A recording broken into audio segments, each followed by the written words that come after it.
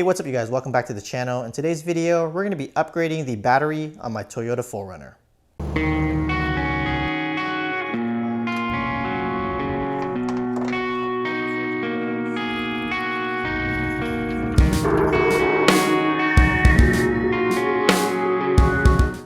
Now my 4Runner battery has been having a hard time cranking over the engine, and that's because the battery has been neglected by the owner, me. I don't really drive my 4Runner a lot, and I got pretty dumb and didn't put a maintainer on it, so it kept dying constantly, and every time it would die, I would plug it back in to charge it, run it, or park it outside so my solar panels can charge it. But at this point, I think it's dropped a cell, and there is no repairing it. Now, according to some of my records, I only put about 2,000 miles on my truck, and most of the time it's just sitting, and I only drive it usually on Fridays, and even then, I hardly even do that now.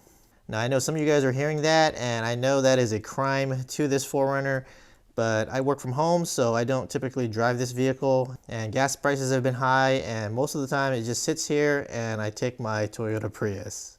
Now, I did go on a snow run, and that's why I drove the vehicle, and even though it had a hard time cranking over, it did eventually start, and the whole trip went without a hitch. Now that I'm back home, I did take my load tester and my voltmeter, and I did check the voltage on it, and it did read only 10 volts. When I got home, it actually read 12.7, so I thought there was some hope there, but the next day it dropped down to 10 volts.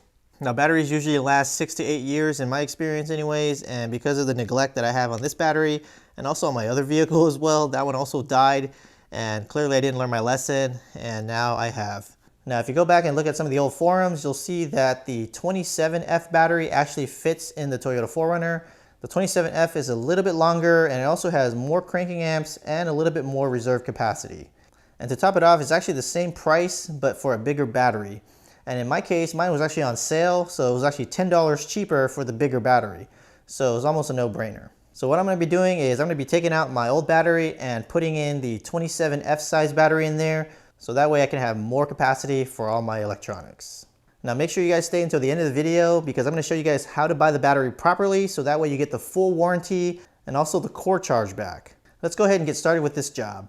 Alright guys, we're in the battery compartment here, and I have to be honest with you guys, this actually isn't the battery that died. This is actually from my Honda. It uses the same battery. I wanted to put it in here so you guys can see the original size that the 24F is, and when we put the new battery in, the 27F, you'll see how much larger it is.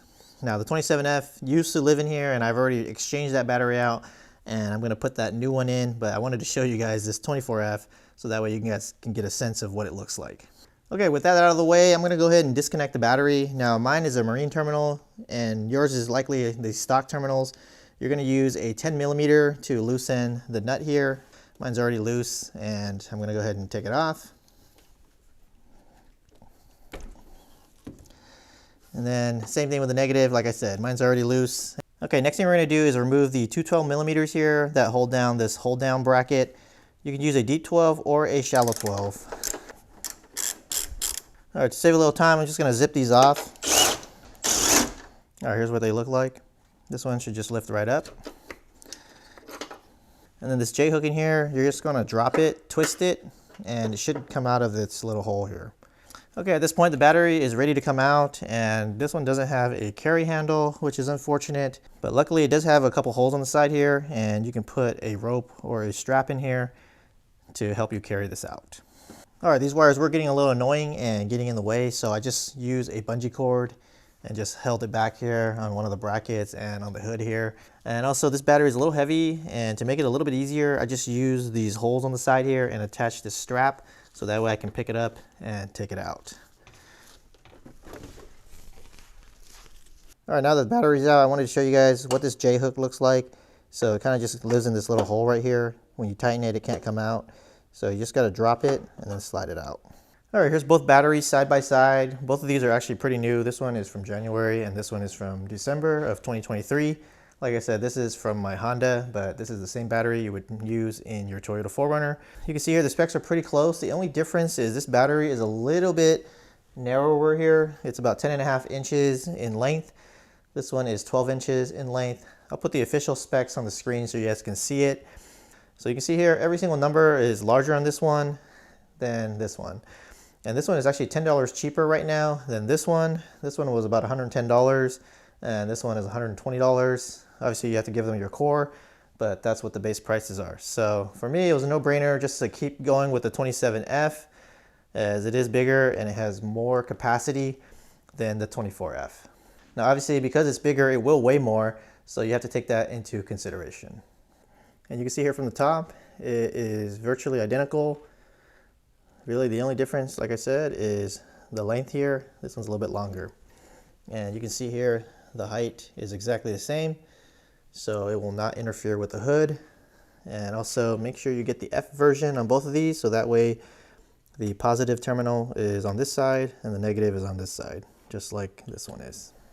All right, now that we've determined that we're going to be using the 27F battery, I put the straps on here to help me carry it in. Unfortunately, this one doesn't have any on the side here like the other one, but this seems to do just fine. So let's go ahead and bring it over to the vehicle and get it ready to be installed. All right, now is an opportune time to clean up any wiring that you may have. As you can see, I have a whole bunch and I've already did that. Now this tray is a little bit small for the battery.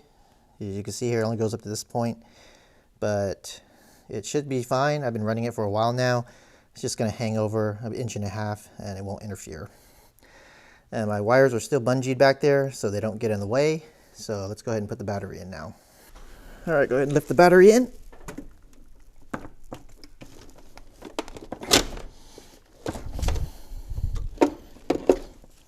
You can see why having the strap is helpful. All right, now that it's in, we're going to go ahead and remove the strap now as best we can.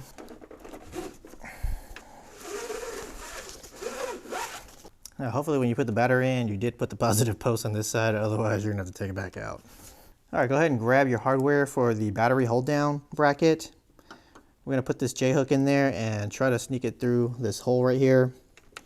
Go ahead and get the bottom one on first. Kind of hold it right here and get this guy on there. It's going to want to try to fall, so go ahead and put your nut on there and just thread it 2 turns or so. And then you're going to want to line up this hole here. The bracket does still fit on here. You're just going to have to give it a little bit of persuasion, like that. And then line up the bolt here.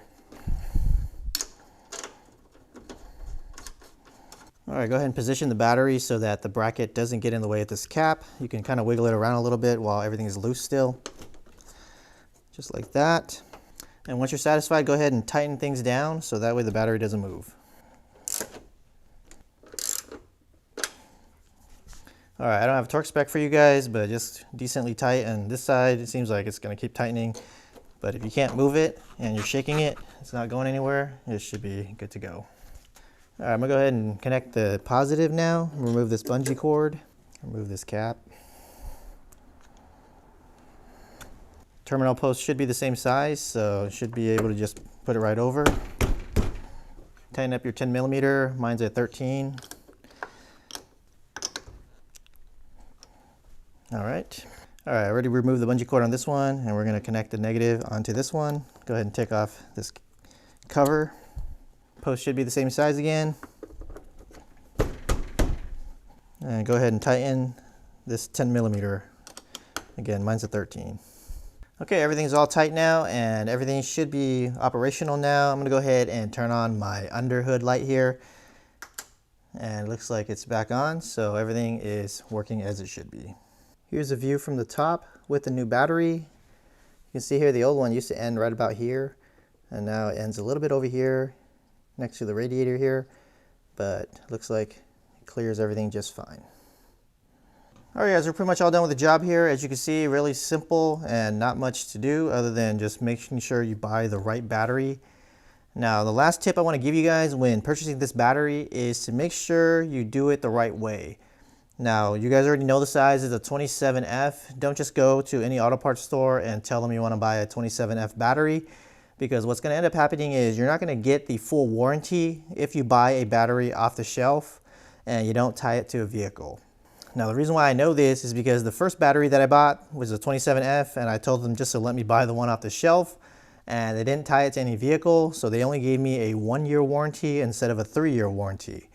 And I imagine that's going to be the same for any auto parts store. If it's just a generic battery you're buying for yourself, they're only going to give you a 1-year warranty. Now, if you want to get the full warranty, what you will have to do is you will have to tell them that you're buying a battery for a 2005 Toyota Tundra SR5 with the tow package or the climate package. Make sure you don't get the standard one, because if you get the standard one, the 24F is going to show up as well for the Tundra. But if you get the tow package, it will have the option for a 27F or a 24F.